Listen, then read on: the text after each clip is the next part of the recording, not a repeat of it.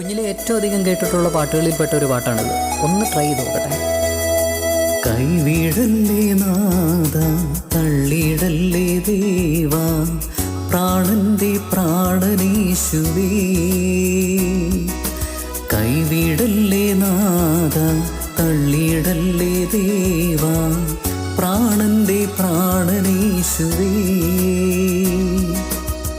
നിൻ സ്തുതിഗീതം ഞങ്ങളുടെ നാവിൽ, നിൻ ദിവ്യവാഗ്ദാനങ്ങൾ ഞങ്ങൾക്കഭയം.